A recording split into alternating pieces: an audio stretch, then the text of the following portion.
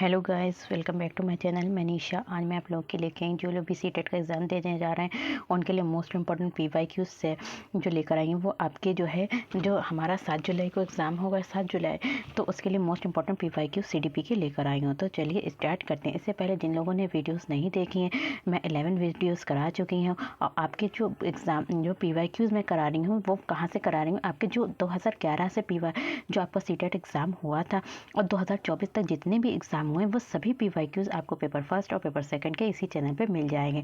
और जो आप लोग किसी भी एग्ज़ाम की तैयारी कर रहे हैं तो उनके लिए किसी भी कॉम्पिटेटिव एग्ज़ाम की तैयारी कर रहे हैं, जैसे कि यूपीपी है, यूपीएसआई है, या फिर यूपीटीजी, टीपीजीटी, यूपी टेट, यूपी टेट, या किसी भी एग्ज़ाम की तैयारी कर रहे हैं, एसएससी, रेलवे, तो उन सभी के लिए मैंने एक हिंदी की आदित्य पब्लिकेशन की जो बुक है उससे मैं हिंदी आप लोगों को पढ़ा रही हूँ।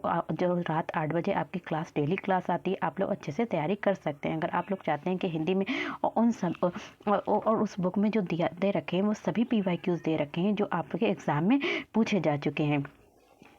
तो जो लोग चाहते हैं कि उस बुक से अच्छी से तैयारी करना चाहते हैं और आप लोगों को पता चल जाता है कि कैसे कैसे एग्ज़ाम में क्वेश्चंस पूछे जाते हैं, तो वो मेरे चैनल पे कर सकते हैं। बाकी आप लोगों को जो भी सीटेट का है, जो हिंदी की पेडागोजी आएगी आपकी, और जो बाकी रह गया है, जो भी पेपर फर्स्ट और पेपर सेकेंड सोशल साइंस की भी क्लास स्टार्ट होने वाली है। तो चलिए अब पहले स्टार्ट करते हैं, क्योंकि 11 वीडियोज़ मैं करा चुकी हैं। अब बाकी की मैं करा रही हूँ जो आपकी आज है 12 क्लास। तो चलिए स्टार्ट करते हैं।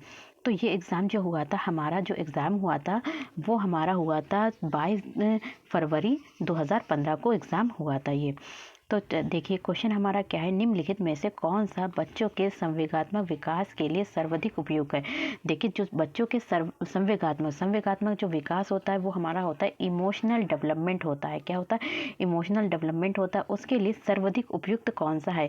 तो संवेगात्मक विकास के लिए सर्वाधिक उपयुक्त है वो हमारा क्या है, कक्षा का प्रजातांत्रिक परिवेश, यानी कि जो क्लासरूम है, हमारी जो क्लासरूम है उसमें का जो वातावरण, इन्वायरमेंट है वो कैसा हो, प्रजातांत्रिक हो, यानी लोकतांत्रिक परिवेश हो। ये ना हो कि बच्चों से संबंधित में सिर्फ बच्चों की ही चले, ये भी नहीं ऐसा हो सकता है। सिर्फ जो क्लासरूम है उसमें टीचर की ही मतलब चले, तो ये भी नहीं हो सकता। बल्कि एक बच्चे का जो हमारे स्कूल का क्लासरूम है उसमें टीचर और स्टूडेंट दोनों से अंतःक्रिया करके जो बच्चों को क्या किया जाना चाहिए, शिक्षण दिया जाना चाहिए। नेक्स्ट हमारा क्वेश्चन नंबर 2 है, कह रहे हैं कि निम्नलिखित में से कौन सा एक उपयुक्त रचनात्मक आंकलन का कार्य नहीं है। तो कौन सा जो है, कह रहे हैं कि उपयुक्त यानी कि प्रॉपर रचनात्मक आंकलन का कार्य नहीं है। तो रचनात्मक आंकलन जो होता है वो हमारा होता है फॉर्मेटिव असेसमेंट होता है। क्या होता है? फॉर्मेटिव असेसमेंट होता है। तो उसमें क्या होता है, रचनात्मक आंकलन का कार्य नहीं है। तो रचनात्मक आंकलन का कार्य क्या नहीं है, विद्यार्थियों का योग्यता क्रम निर्धारित करना, कि विद्यार्थियों का क्या करना, योग्यता क्रम, क्या इतनी एबिलिटी है उसमें, तो उनका क्रम निर्धारित करना जो है वो क्या है, रचनात्मक कार्य नहीं है। जो फॉर्मेटिव असेसमेंट होता है, जैसे कि आप लोगों ने देखा होगा कि टीचर ने 1 चैप्टर 2 चैप्टर पढ़ाया, तो समेटिव असेसमेंट तो वो तो आपके एग्जाम होते हैं, जैसे कि हाफ ईयरली होते हैं और फिर फाइनल होते हैं। समेटिव असेसमेंट होता है और हमारा होता है फॉर्मेटिव असेसमेंट होता है, फिर होते हैं समेटिव असेसमेंट होता है। फॉर्मेटिव असेसमेंट जो होते हैं, जैसे कि आपके जो होते हैं, आपके FA1 होता है, फॉर्मेटिव असेसमेंट FA2 होता है। तो इसमें क्या करता है, टीचर 2 चैप्टर 3 चैप्टर पढ़ाने के बाद क्या होता है, उनका बच्चों का क्या करता है, टेस्ट लेता है। तो बच्चों को देखता है कि उनकी प्रोग्रेस क्या है, कितना उन्हें आ गया है। तो ये चीज़ें हमारी जो होते हैं वो रचनात्मक आंकलन कहलाता है। तो अब यहाँ पे कह रहे हैं कि रचनात्मक आंकलन का कार्य क्या नहीं है। तो रचनात्मक आंकलन में हम बच्चों से क्या करते हैं, खुले अंत वाले प्रश्न भी पूछ सकते हैं, उनका टेस्ट लेते हैं, परियोजना कर सकते हैं और बच्चों को क्या करते हैं, अवलोकन ऑब्जर्व भी करते हैं। पर क्या नहीं करते हैं, रचनात्मक आंकलन का कार्य नहीं, विद्यार्थियों का योग्यता क्रम निर्धारित करना जो है वो क्या है, रचनात्मक आंकलन का कार्य नहीं है। नेक्स्ट हमारा क्वेश्चन नंबर 3 है, कह रहे हैं कि एक प्रभावशाली अध्यापिका होने के लिए ये महत्वपूर्ण है। आप चाहते हैं कि एक प्रभावशाली अध्यापिका यानी कि जो प्रभावशाली बहुत ही प्रभावशाली अध्यापिका यानी कि टीचर होने के लिए ये महत्वपूर्ण है। तो क्या महत्वपूर्ण? प्रभावशाली अध्यापिका होने के लिए प्रत्येक बच्चे के संपर्क में रहना। तो अगर आप लोग चाहते हैं कि एक अच्छा टीचर बनना चाहते हैं तो आपका जो कर्तव्य है वो क्या है, वो सब प्रत्येक बच्चे के संपर्क में रहना। ये नहीं कि 10 बच्चे हैं, 50 बच्चे हैं तो उसमें से किसी बच्चों को बहुत ज़्यादा हम वरीयता दें, किसी बच्चों को बिल्कुल भी नहीं। तो हमारे लिए सभी बच्चे क्या हैं, वो सभी बच्चे बराबर हैं।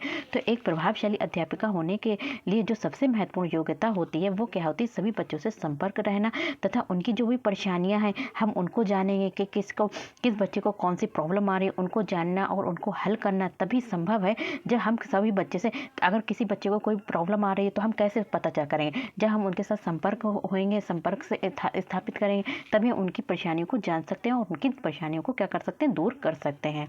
नेक्स्ट हमारा जो क्वेश्चन है क्वेश्चन नंबर 4 है, कहने के बच्चे के अधिगम को सुगम बनाने के लिए जो बच्चे का अधिगम है, अधिगम मतलब लर्निंग होता है, तो बच्चे के अधिगम को हम चाहते हैं उसकी जो लर्निंग है उसको सुगम बनाने के लिए अध्यापकों को एक अच्छे कक्षाई परिवेश का सृजन करने की आवश्यकता होती है। हम चाहते हैं जो हम बच्चों को पढ़ा रहे हैं तो बच्चों को वो अच्छे तरीके से समझ आए, तो उसके लिए हम जो कक्षा का जो परिवेश है, इन्वायरमेंट है, उसके लिए हम क्या करेंगे, अच्छे से अच्छा इन्वायरमेंट की आवश्यकता होती है। तो इस प्रकार के अधिगम परिवेश का सृजन करने के लिए नीचे दिए गए कथनों में से कौन सा सही नहीं है, तो इसमें से 4 ऑप्शन दे रखे हैं जो इस तरीके का जो कक्षा का जो वातावरण उसके लिए एक सही नहीं है, तो वो ऑप्शन कौन सा है हमारा, तो क्या अध्यापकों के अनुसार कार्य करना, बच्चे क्या है, सभी बच्चे जो है क्या अध्यापक के अनुसार कार्य करें, तो ये एक रॉन्ग है। तो बच्चों अध्यापकों के अनुसार कार्य नहीं करना चाहिए, मतलब करना चाहिए, ये नहीं है कि नहीं करना चाहिए, तो मतलब कह रहे हैं कि जो मतलब ये नहीं कि जो अध्यापक बोले वही कार्य करें, तो वो तो अध्यापक ऐसा जो भी मतलब उल्टा बोल दे, सीधा बोल दे, तो वो कार्य नहीं करना है, बल्कि अध्यापकों के अनुसार कार्य करना ये जो है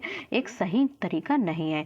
तो इसमें जो होते हैं जैसे बच्चे के अधिगम को सुगम बनाने के लिए आवश्यकता, कक्षा का जो परिवेश होता है उनको सृजन करने की आवश्यकता होती है, जिसके अंतर्गत बच्चों के द्वारा किए गए प्रयासों को जो भी बच्चे करते हैं उनको क्या करेंगे, बच्चे को स्वीकृति देंगे, उन्हें कार्य के लिए और ज़्यादा उत्साहित करेगा। कौन करेगा, टीचर उसको उत्साहित करेगा और बच्चे को और उन्हें बच्चों के साथ रहकर ही स्वीकार करना होगा। अध्यापक को अपने रुख को बच्चों के प्रति सकारात्मक रखना, और जो भी टीचर है तो उनको जो है अपना जो बिहेवियर है वो सकारात्मक रखना होगा, यानी कि पॉजिटिव रखना होगा। यदि अध्यापक अपने अनुसार कार्य बच्चों से कार्य करवाता है तो इससे बच्चे के ऊपर क्या करता है, मानसिक प्रभाव पड़ता है, यानी कि टीचर जो है एक ही कार्य क्या मतलब बहुत ज़्यादा वर्क दे देता है, तो उससे क्या होता है, बच्चे पर क्या होता है, मानसिक रूप से प्रभाव पड़ता है।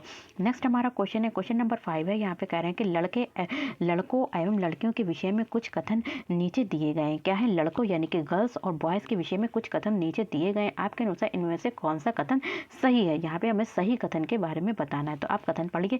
देखिए, लड़कों को बाहर के कामों में सहायता करनी चाहिए, तो यहाँ पे जो है तो कौन सा सही है, लड़कों को घर के कामों में सहायता करनी चाहिए, तो ये बिल्कुल सही है कि लड़कों को सिर्फ बाहर के काम ही नहीं बल्कि जैसे लड़कियां हैं तो क्या है, घर के भी काम कर सकती हैं, बाहर के भी काम कर सकती हैं, ठीक इसी तरीके से लड़कों को घर के कामों में भी क्या करना चाहिए, सहायता करनी चाहिए। दोनों में कोई भी भेदभाव नहीं करना चाहिए। जिस तरीके से लड़कियां घर के काम करती हैं उसी तरीके से लड़के भी घर के काम कर सकते हैं। दोनों के लिंग में कोई भी पक्षपात नहीं करना चाहिए। फिर आता है हमारा जो आता है क्वेश्चन नंबर 6 है, यहाँ पे कह रहे हैं कि एक बच्चे की कॉपी में लिखने में विपरीत, छवियां, दर्पण, छवि आदि जैसी गलतियां मिलती हैं। तो एक बच्चे की कॉपी में क्या लिखने में विपरीत है, छवियां हैं, दर्पण, छवि आदि जैसी क्या मिलती, मिस्टेक्स मिलती हैं, गलतियां मिलती हैं। तो इस प्रकार का बच्चा लक्षण प्रदर्शित करे, तो इस प्रकार का जो बच्चा उसमें कौन सा लक्षण प्रदर्शित कर रहा है, दिखा रहा है, तो मतलब अधिगम में आवश्यकता, तो अधिगम में क्या है, उसकी लर्निंग में जो है कुछ कमी है, इसीलिए वो ऐसी गलतियां कर रहा है। तो इससे क्या होता है, अधिगम का जैसे अर्थ होता है क्या होता है, सीखना होता है, ठीक इसी प्रकार जो होता है अधिगम में आवश्यकता, तो अधिगम में जो आवश्यकता है उसका मतलब अर्थ होता है कमी। जिन बच्चों के द्वारा लिखने में विपरीत है, छवियां एवं दर्पण, छवि आदि गलतियां होती हैं, तो वो अधिगम में आवश्यकता के कारण होता है। किसके कारण होता है, अगर वो ये सब गलतियां कर रहे हैं तो उनकी अधिगम में क्या है, आवश्यकता है, कमी है, तो ये मानसिक रोग होता है, जिससे व्यक्ति की जो होती संज्ञानात्मक शक्ति काफ़ी हद तक न्यून हो जाती है। जो उनकी संज्ञानात्मक शक्ति होती है, बौद्धिक विकास होता है, वो क्या होता है, न्यून हो जाते हैं, इसे मानसिक मंदन भी कहते हैं। नेक्स्ट हमारा क्वेश्चन है क्वेश्चन नंबर 7 है, यहाँ पे कह रहे हैं कि शिक्षार्थियों के ज्ञान अर्जन में सहायता करने के क्रम में अध्यापकों को किस पर ध्यान केंद्रित करना चाहिए। कह रहे हैं यहाँ पे शिक्षार्थियों के ज्ञान अर्जन में, यानी कि यहाँ पे जो स्टूडेंट है उनके ज्ञान को सीखने में, यानी कि ज्ञान के अर्जन में सहायता करने के क्रम में अध्यापकों को किस प्रकार ध्यान केंद्रित करना चाहिए। तो अध्यापकों को जो टीचर है तो वो किस प्रकार ध्यान केंद्रित करेंगे, तो किस प्रकार करेंगे, शिक्षार्थियों को सक्रिय सहभागिता के लिए शामिल करना। शिक्षार्थियों को क्या करेंगे, सक्रिय सहभागिता के लिए शामिल करना क्या है, ये अध्यापकों को क्या करता है, ज्ञान अर्जन में सहायता करता है, बच्चों के ज्ञान अर्जन में सहायता करता है। नेक्स्ट हमारा क्वेश्चन है क्वेश्चन नंबर 8 है, कह रहे हैं कि अध्यापक के दृष्टिकोण से प्रतिभाशीलता किसका संयोजन है, जो प्रतिभाशीलता है तो वो किसका संयोजन है? तो प्रतिभाशीलता जो संयोजन है किसका? प्रतिभाशीलता। जो प्रतिभाशीलता है वो किसका संयोजन है? तो प्रतिभाशीलता जो संयोजन है तो वो हमारा क्या है? उच्च योग्यता का है, उच्च सृजनात्मकता है का है और उच्च वचनबद्धता का है। किसका है? वचनबद्धता का ये क्या है? योग है, प्रतिभाशीलता का संयोजन है। तो इसमें जो होता है हमारा क्या, मनोवैज्ञानिकों के अनुसार अध्यापकों के दृष्टिकोण से किसी भी प्रतिभाशीलता उसकी क्या है? उच्च योग्यता, उच्च एबिलिटी, उच्च योग्यता हो गई, एबिलिटी हो गई, उच्च सृजनात्मकता यानी कि उच्च हाई क्रिएटिविटी हो गई, और तीसरा क्या है हमारा? उच्च प्रतिबद्धता। उच्च जो होती है हमारी जो वचनबद्धता होती है या वे बोलते हैं इसे प्रतिबद्धता भी बोलते हैं। तो हाई कमिटमेंट जो होता है, हाई कमिटमेंट जो होता है जैसे गुणों का क्या होता है? संयोजन होता है। नेक्स्ट हमारा क्वेश्चन है, क्वेश्चन नंबर 9 है। यहाँ पे कह रहे हैं कि एनसीएफ 2005 के अनुसार गलतियाँ इस कारण से महत्वपूर्ण होती हैं। तो एनसीएफ 2005 जो हमारा एनसीएफ है 2005 के अनुसार क्या है? जो गलतियाँ मिस्टेक होती हैं वो किस कारण महत्वपूर्ण होती हैं?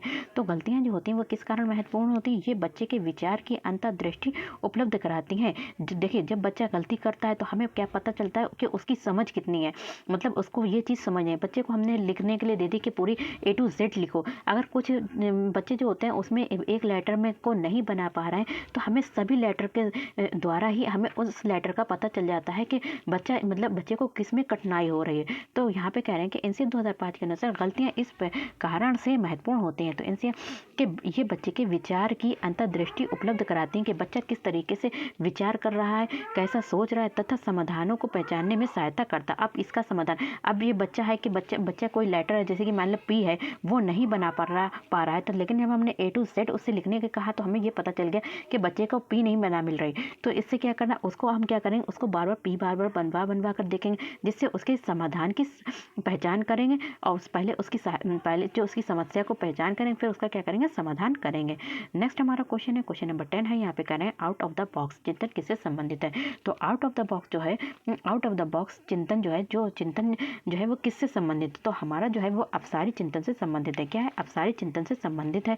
तो इस प्रकार के चिंतन में व्यक्ति को कुछ तथ्य दिए होते हैं, उसमें अपनी ओर से एक तथ्य जोड़कर निष्कर्ष निकालना पड़ता है। तो जो अपसारी चिंतन होता है उसमें जो होता है बच्चे को कुछ एक तथ्य दे दिया जाता है, बाकी उसको क्या होता है दूसरा तथ्य जो होता है वो अपने आप ही उसमें चिंतन करके लगाता है। तो इसलिए ये जो होता है आउट ऑफ द बॉक्स का चिंतन से संबंधित है। नेक्स्ट हमारा क्वेश्चन है, क्वेश्चन नंबर 11 है। यहाँ पे कह रहे हैं कि शिक्षण में अध्यापकों के द्वारा विद्यार्थियों का आंकलन इस दृष्टि को विकसित करने के लिए किया जा सकता है। तो शिक्षण यानी कि टीचिंग में जो अध्यापकों के द्वारा विद्यार्थियों का आंकलन किया जाता है, यानी कि टीचर के द्वारा जो स्टूडेंट का क्या किया जाता है, असेसमेंट, इस अंतर्दृष्टि को विकसित करने के लिए किया जाता है। तो विद्यार्थियों का आंकलन जो होता है इस अंतर्दृष्टि को विकसित यानी कि डेवलपमेंट करने के लिए किया जा सकता है। तो किसके लिए किया जा सकता है? शिक्षार्थियों की आवश्यकता के अनुसार, बच्चों की आवश्यकता के अनुसार शिक्षण उपागम में परिवर्तन करना। यानी कि कुछ बच्चे हैं तो वो इसी विधि से नहीं पढ़ पा रहे। देखिए 10 बच्चे हैं उनको एक ही विधि से पढ़ा रहे हैं, कुछ बच्चे उसमें से नहीं पढ़ पा रहे हैं, तो हम क्या करेंगे, जो 2 बच्चे हैं नहीं पढ़ पा रहे हैं उनके लिए क्या करेंगे, दूसरे शिक्षण अधिगम का जो शिक्षण मेथड है, टीचिंग मेथड है उसका प्रयोग करना और अपनी जो टीचिंग मेथड है उसको क्या करेंगे, चेंज करना। नेक्स्ट हमारा क्वेश्चन है, क्वेश्चन नंबर 12 है। यहाँ पे कह रहे हैं कि अधिगम अनुभवों को इस प्रकार से आयोजित किया जाना चाहिए। जो अधिगम अनुभव है यानी कि अधिगम अनुभवों को इस प्रकार से आयोजित किया जाना चाहिए जिससे अधिगम को सार्थक बनाया जा सके। जैसे कि जो लर्निंग है उसको क्या बनाया जा सके, सार्थक बनाया जा सके। नीचे गए अधिगम के अनुभवों में से कौन सा बच्चों के लिए सार्थक अधिगम को सुगम नहीं बनाता है? तो सार्थक अधिगम को क्या करता है, सुगम नहीं बनाता है। तो देखिए एक इसमें रॉन्ग है, उसको हमें देखना है। तो कौन जो है बच्चों के सार्थक अधिगम को सुगम नहीं बनाता है? तो विषय वस्तु को केवल याद करने के आधार पर पुनरावृत्ति करना।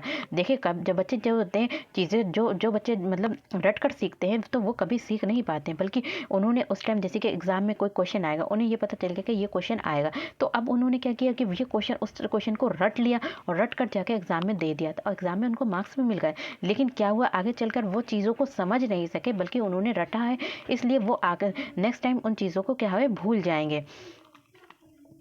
तो ये क्या है, रटना जो है वो गलत है। तो यहाँ पे देखिए विषय वस्तु केवल याद कर, तो जो केवल आता है ये भी आपका जो होता है वो आपका निगेटिव है। तो यहाँ पे कह रहे हैं कि विषय वस्तु को केवल याद करने के आधार पर पुनरावृत्ति करना, तो ये एक गलत है।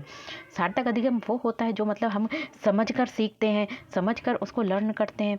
फिर आता है हमारा क्वेश्चन नंबर 13 है। यहाँ पे कह रहे हैं कि बच्चों के शाब्दिक या फिर गैर शाब्दिक दंड देने का परिणाम होता है। बच्चों को शाब्दिक या फिर गैर शाब्दिक, शाब्दिक जो होता है वो क्या होता है, शब्दों में, और गैर शाब्दिक मतलब शब्दों में ना करके, मतलब हम उनके साथ जो है मतलब उनको शब्दों से तो नहीं कह रहे हैं पर उनसे ना बातचीत कर रहे हैं, उनके साथ गलत व्यवहार कर रहे हैं, तो ये क्या हुआ, गैर शाब्दिक हो गया। तो यहाँ पे कह रहे हैं कि बच्चों को शाब्दिक या फिर गैर शाब्दिक दंड देने से जो रिजल्ट होता है, परिणाम होता है, वो क्या होता है, तो वो जो परिणाम होता है उनके स्वयं के प्रति अवधारणा को नष्ट करता है।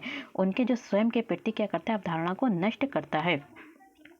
नेक्स्ट हमारा क्वेश्चन है, क्वेश्चन नंबर 14 है। यहाँ पे कह रहे हैं कि निम्नलिखित में से कौन प्रारंभिक बाल्यावस्था अवधि के दौरान उन भूमिकाओं एवं व्यवहारों के बारे में जानकारी प्रदान करते हैं जो एक समूह में स्वीकार हैं। तो जो क्या है, जो एक समूह में क्या है, स्वीकार है। तो माता पिता एवं भाई बहन, कौन है, हमारे माता पिता एवं भाई बहन है।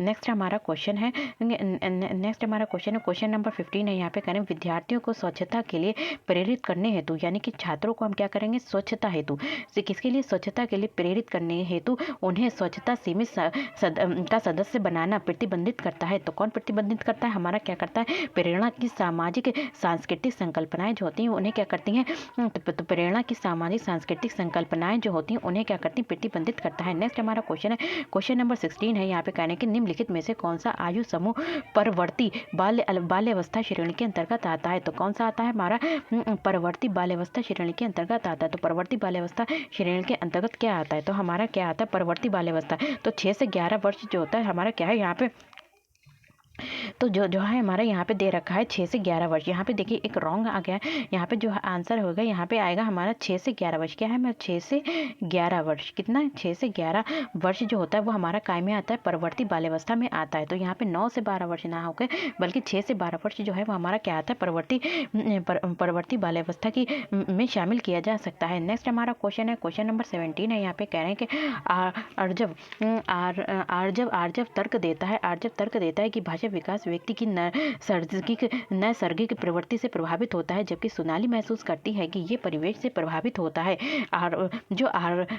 आर्जव तर्क देता है, जो आर्जव है वो क्या तर्क देता है कि भाषा विकास जो लैंग्वेज डेवलपमेंट है वो व्यक्ति की नैसर्गिक प्रवृत्ति से प्रभावित होता है, किससे, व्यक्ति की नैसर्गिक प्रवृत्ति से प्रभावित होता है। जबकि सोनाली जो है महसूस करती है कि जो भाषा परिवेश है वो परिवेश से प्रभावित होता है, जो भाषा विकास है वो किससे, इन्वायरमेंट से प्रभावित होता है। तो आर्जव और सोनाली के बीच ये चर्चा किस विषय में है, तो ये जो है प्रकृति और तथा पालन पोषण से वाद विवाद है। जो प्रकृति है तो वो जो कहता है नैसर्गिक प्रवृत्ति से होता है, तो प्रकृति तथा पालन पोषण वाद विवाद से संबंधित है। नेक्स्ट हमारा क्वेश्चन है, क्वेश्चन नंबर 18 है। यहाँ पे कह रहे हैं कि अध्यापिका ने ध्यान दिया है कि पुष्पा अपने आप में किसी एक समस्या का समाधान नहीं कर सकती। यहाँ पे टीचर एक ध्यान दे रहे हैं कि जो पुष्पा लड़की है वो अपने आप खुद ही सेल्फ जो है वो क्या समस्या का समाधान नहीं कर सकती, फिर भी वो एक वयस्क या फिर साथी के मार्गदर्शन से की उपस्थिति में ऐसा करती है। तो ये क्या हमारा कहलाएगा, ये हमारा कहलाएगा सहारा देना।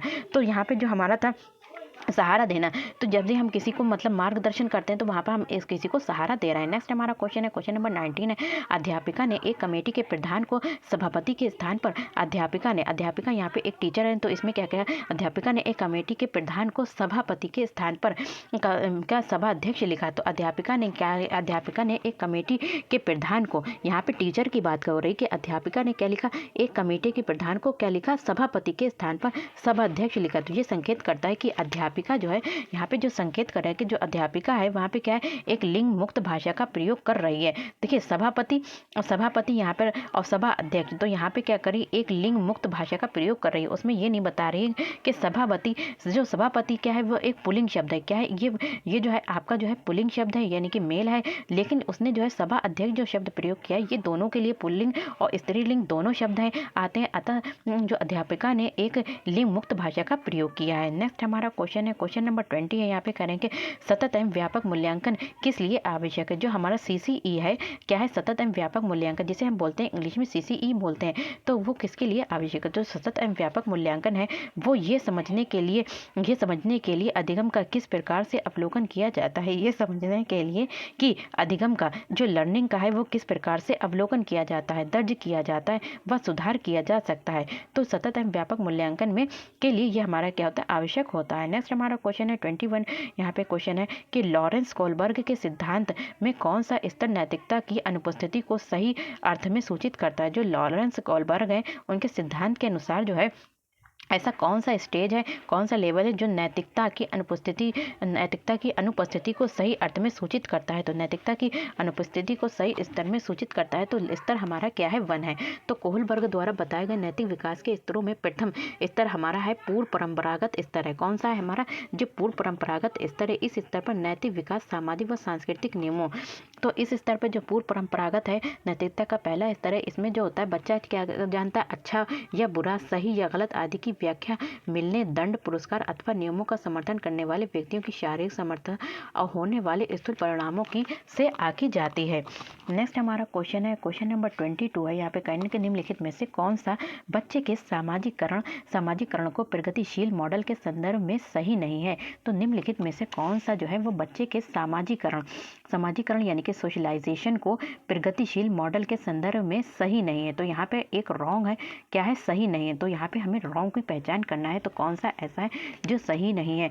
तो बच्चे विद्यालय में बताई गई बातों को स्वीकार करते हैं चाहे उनकी सामाजिक पृष्ठभूमि कुछ भी हो।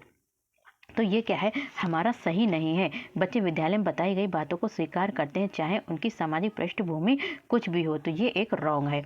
नेक्स्ट हमारा क्वेश्चन है क्वेश्चन नंबर 23, कहने के अधिगम में आंकलन किस लिए आवश्यक होता है। तो अधिगम में जब बच्चे को हम अधिगम कर रहे हैं, कोई चीज़ सीख रहा है, तो उसमें जो आंकलन है, जो असेसमेंट होता है, तो वो किस लिए आवश्यक होता है।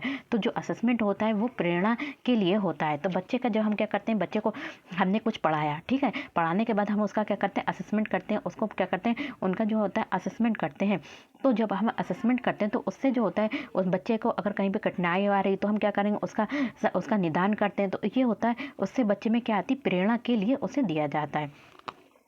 तो उनकी कमजोरियों की पहचान करी जाती है और उनमें सुधार किया जाता है। उससे क्या होती है, बच्चे में प्रेरणा, बच्चा क्या होता है, मोटिवेट होता है। फिर उसके बाद हमारा क्या है, नेक्स्ट हमारा क्वेश्चन है 24 कह रहे हैं कि प्रचलित योजनाओं में नई जानकारी जोड़ने को किस नाम से जाना जाता है। यानी कि कोई प्रचलित योजना है, कोई योजना है, उसमें हम क्या करते हैं, नई जानकारी को जोड़ देते हैं। अब उसमें क्या जोड़ देते हैं, पुरानी योजना में हम क्या करते हैं, नई जानकारी को जोड़ने को किस प्रकार से नाम दिया जाता है। तो उसका जो नाम है वो क्या है, आत्मसातकरण किया जाता है। क्या करते हैं, जब हम प्रचलित योजना, जो प्रचलित है योजनाएं हैं, फिर उसमें क्या कर देते हैं हम, नई चीज़ों को जोड़ना, तो किस प्रकार से नाम दिया जाता है, तो आत्मसातकरण दिया जाता है। नेक्स्ट हमारा क्वेश्चन है क्वेश्चन नंबर 25 है। यहाँ पे कह रहे हैं कि 25 कह रहे हैं कि हम सभी अपनी बुद्धि, प्रेरणा, अभिरुचि आदि के संदर्भ में भिन्न होते हैं। तो कह रहे हैं कि जो हम सभी लोग हैं वो क्या है, बुद्धि, प्रेरणा, अभिरुचि आदि के संदर्भ में क्या होते हैं, अलग अलग होते हैं। सभी बच्चे की बुद्धि ना तो एक होती है, ना ही वो मोटिवेट होते हैं एक से, ना ही उनके अंदर अभिरुचि होती। इन संदर्भ के संदर्भ में जो होते हैं, बच्चे जो होते हैं, सभी जो होते हैं भिन्न भिन्न होते हैं, अलग अलग। तो ये जो सिद्धांत है वो किससे संबंधित है, तो ये सिद्धांत जो है हमारा व्यक्तिगत विभिन्नता से संबंधित है। यदि कोई व्यक्ति अपनी बुद्धि, प्रेरणा, अभिरुचि आदि के संदर्भ में भिन्न भिन्न होते हैं, इसलिए ये जो सिद्धांत है वो हमारा किससे संबंधित है, व्यक्तिगत विभिन्नता से संबंधित है। किससे संबंधित है, तो हमारा व्यक्तिगत विभिन्नता से संबंधित है। क्वेश्चन नंबर 26 है हमारा, यहाँ पे दे रखा है। क्वेश्चन नंबर 26 देखते हैं कि कह रहे हैं कि वंचित समूहों के जो वंचित समूह हैं उनको विद्यार्थियों के वंचित समूह जो होते हैं, मतलब कुछ बच्चे ऐसे हैं जो शिक्षा नहीं प्राप्त कर पाए और उनके घर से विद्यालय काफ़ी दूर हैं, तो वो शिक्षा को ग्रहण नहीं कर पा रहे हैं। तो वंचित समूह के विद्यार्थी हैं, उनको सामान्य विद्यार्थी, जो नॉर्मल विद्यार्थी हैं, जो पढ़ रहे हैं स्कूल में, उनके साथ पढ़ाना चाहिए। तो ये हमारा क्या कहलाएगा, समावेशी शिक्षा कहलाएगा। क्या कहलाएगा, हमारा समावेशी शिक्षा कहलाएगा। नेक्स्ट हमारा क्वेश्चन है क्वेश्चन नंबर 27 है। कह रहे हैं कि कोई भी नाराज हो सकता है, ये आसान है। क्या है, कोई भी नाराज हो सकता है, ये आसान है, परंतु एक सही व्यक्ति के ऊपर सही मात्रा में, सही समय पर, सही उद्देश्य के लिए सही तरीके से नाराज होना आसान नहीं है। तो ये संबंधित है। तो ये हमारे किससे संबंधित है, संवेगात्मक विकास से संबंधित है। नेक्स्ट हमारा क्वेश्चन है क्वेश्चन नंबर 28 है। कह रहे हैं कि विकृत लिखावट से संबंधित लिखने की योग्यता में कमी किसका एक लक्षण है। तो विकृत लिखावट से संबंधित, यानी लिखावट से संबंधित जो जो हमारा विकार है वो किससे संबंधित है, तो वो डिस्ग्राफिया से संबंधित है। डिस्ग्राफिया जो होता है वो लिखावट से संबंधित विकार है, और डिसलेक्सिया जो है वो पढ़ने से संबंधित है। हमारा डिसकैलकुलिया जो है कैलकुलेशन से संबंधित है। फिर आता है हमारा क्या आता है 29, पियाजे के सिद्धांत के अनुसार निम्नलिखित में से कौन सा व्यक्ति के संज्ञानात्मक विकास को प्रभावित करता है, तो संज्ञानात्मक विकास को प्रभावित करता है तो पियाजे के अनुसार तो वो क्या है, हमारा सामाजिक अनुभव। तो सामाजिक अनुभव जो है वो हमारा संज्ञानात्मक विकास को क्या करता है, प्रभावित करता है। नेक्स्ट हमारा क्वेश्चन है, क्वेश्चन नंबर 30 है। ये कह रहा है कि इनमें से कौन सा तीर्थतंत्रीय सिद्धांत में व्यवहारिक बुद्धि का अभिप्राय नहीं है, तो व्यवहारिक बुद्धि जो होती है तो उसका क्या है, अभिप्राय नहीं है। तो व्यवहारिक बुद्धि का अभिप्राय नहीं है, कौन सा नहीं है, केवल। जहाँ पे अगर आपको केवल दिख जाए तो वो आपका क्या होगा, नेगेटिव होगा। तो नहीं है, तो केवल अपने विषय में व्यवहारिक रूप से विचार करना, तो ये आपका क्या है, रॉन्ग है। व्यवहारिक बुद्धि के बारे में अभिप्राय नहीं है। तो वीडियो पसंद आए तो like share subscribe my channel. Thank you, have a nice day. मिलते हैं नेक्स्ट वीडियो में।